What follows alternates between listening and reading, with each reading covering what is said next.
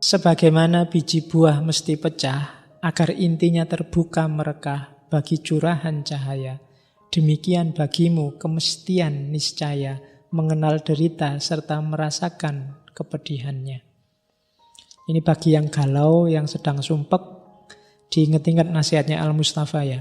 Kalau saja hatimu masih peka digetari ketakjuban, menyaksikan kegaiban yang terjadi sehari-hari dalam kehidupan, maka derita pedih itu tidak kurang menakjubkan dari kegirangan. Dan engkau pun akan rela menerima pergantian musim di hatimu, sebagaimana engkau senantiasa rela menerima pergeseran musim yang silih berganti merayapi ladangmu. Semusim datang dan semusim pergi. Galau itu nikmat kalau mau disadari. Penderitaan itu menakjubkan, sebagaimana menakjubkannya kesenangan. Kegagalan itu menakjubkan, sebagaimana menakjubkannya kesuksesan. Makanya Islam itu kan waktu kita sholat disuruh memperbanyak Allahu Akbar. Allahu Akbar itu kan ungkapan ketakjuban. Kamu sedang senang atau sedang susah, Allahu Akbar.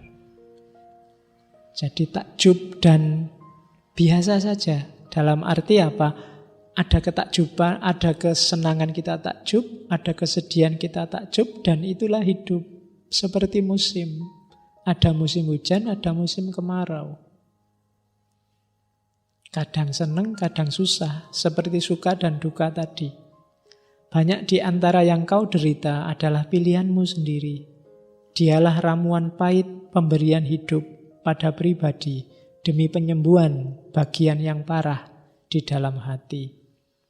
Maka percayailah tabib itu dan reguk habis ramuan pahit kehidupan dengan cekatan, tanpa bicara. Maksudnya tanpa bicara, tanpa mengeluh. Penderitaan itu obat. Yang bikin kita semakin matang dalam kehidupan itu penderitaan. Kalau kamu senang terus, kamu tidak akan dewasa. Anak kecil yang dimanja terus oleh ibunya, oleh orang tuanya, dia tidak akan dewasa, tidak akan matang. Kadang-kadang harus dibikin susah, kadang-kadang minta apa tidak harus dikasih. Kadang-kadang ingin melakukan apa harus dilarang. Dia nangis, dia menderita, tapi dia akan semakin matang cara berpikirnya.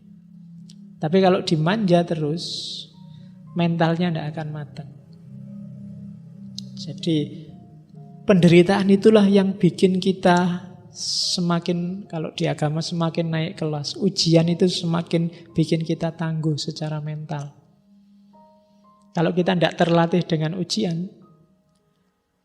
agak susah menghadapi kehidupan. Mahasiswa yang sejak semester 1 IP-nya 3,9 cum laude terus, dapat E itu bencana, dia tidak akan siap. Tapi mahasiswa yang sejak awal E-nya oke, E itu biasa dia lebih tangguh menghadapi penderitaan nilai E. Oh iya kan? Loh, dari sisi kedewasaan itu harus diakui lebih tangguh yang sering dapat nilai E. Sing tiap hari A itu kan ya. Kan itu ceritanya Daniel Goleman melahirkan emotional quotient itu kan. Ada mahasiswa nilainya A terus. Satu ketika dia dapat nilai A min. Tidak terima dia. Harusnya dia A semua, wong merasa pinter.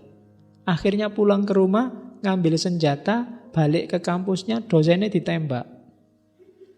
Tuh kan, tidak mateng secara mental. Dari situ nanti Daniel Goleman merumuskan emotional quotient-nya. Jadi jangan salah, penderitaan itu bikin kamu tangguh.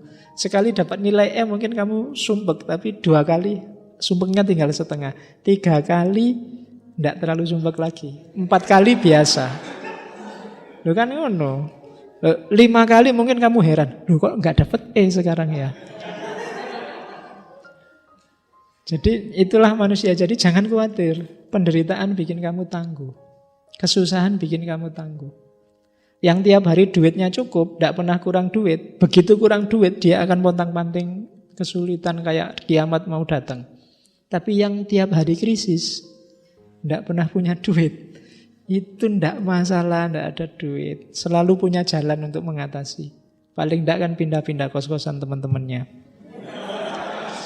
Nanti kan ada jalannya ke sana.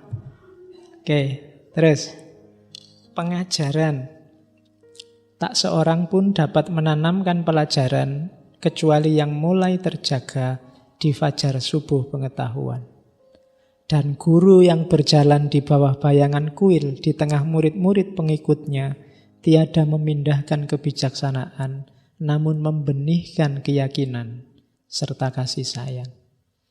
Bila ia bijaksana, sesungguhnya tiadalah ia memintamu memasuki gudang perbendaharaan kebijaksanaan itu, tapi akan menuntunmu ke depan pintu gerbang penalaran.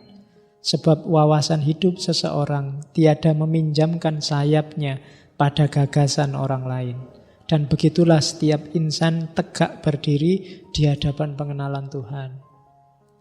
Jadi pengajaran yang efektif itu bukan menjejalkan materi. Boleh menjejalkan materi, tapi yang utama apa? Mengantarkanmu ke depan pintu gerbang penalaran, menghidupkan pikiranmu, melatihmu berpikir, melatihmu bernalar. Melatih anak didiknya untuk cerdas, untuk bisa mandiri, berpikir sendiri. Karena mereka nanti akan menghadapi hidupnya sendiri. Jadi, kalau sekedar materi, bisa orang baca buku sendiri. Tapi cara mengelola materi, itu yang lebih penting. Dan itu tugas beratnya para guru. Kalau di sini ada yang fakultas tarbiyah. Jadi tidak dijejalkan materinya, tapi diajarkan cara mengelola materi.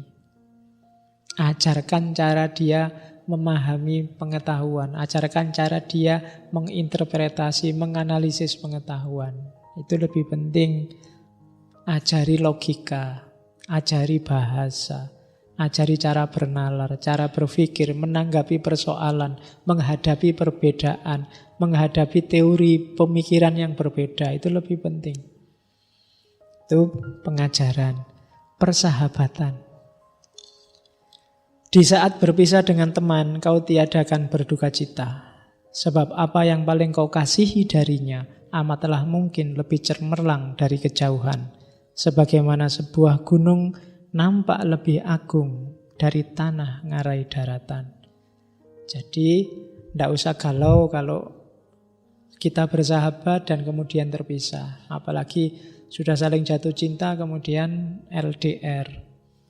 Kadang-kadang kejauhan itu semakin memperindah. Kayak gunung itu kan dilihat dari indah lebih jauh, lebih indah. Kewalik ya. Dilihat dari jauh lebih indah daripada kamu datang ke sana. Kalau dari jauh gunung itu kan kelihatannya mulus. Tidak geronjal-geronjal, tapi dari dekat ternyata banyak jurangnya, banyak tumbuhan-tumbuhannya.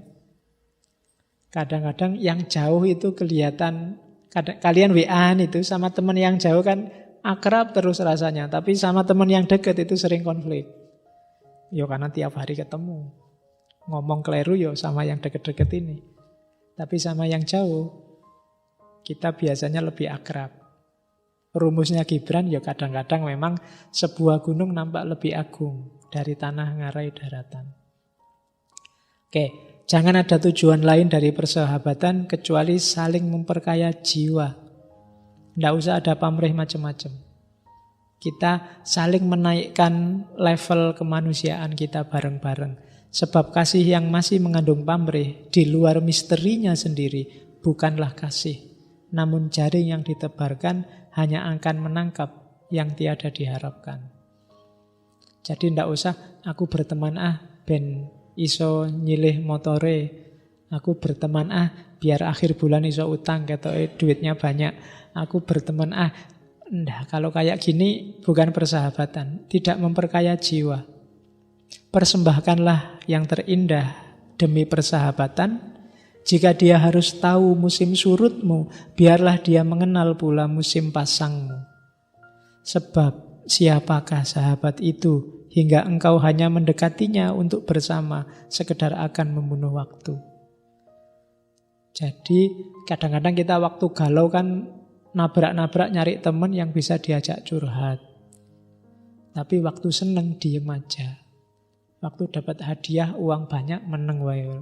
Ndak kabar-kabar. Tapi waktu stres, wah, gayane curhat di Facebook, di WA, temennya dikasih tahu semua. Aku sedang susah nih. Jadi nyari teman hanya untuk tempat curhat. Ada juga nyari teman yang tinimbang nganggur, hanya untuk membunuh waktu. Carilah teman untuk bersama menghidupkan sang waktu, bukan menghabiskan waktu. Nah, kamu yang bisa menafsirkan ya. Hidupkan waktumu bersama-sama, bukan habiskan waktumu bersama-sama. Jadi lakukan bersama-sama hal-hal yang bermanfaat, yang nantinya tidak kau sesali. Kayak saya bilang di awal tadi, jangan sampai nanti, oh iya ya, dulu aku dekat sama dia, coba aku belajar itu dari dia, coba aku dapat sesuatu dari dia. Kalau sudah lewat ya eman-eman, karena kemarin cuma menghabiskan waktu. Sekarang saatnya menghidupkan waktu.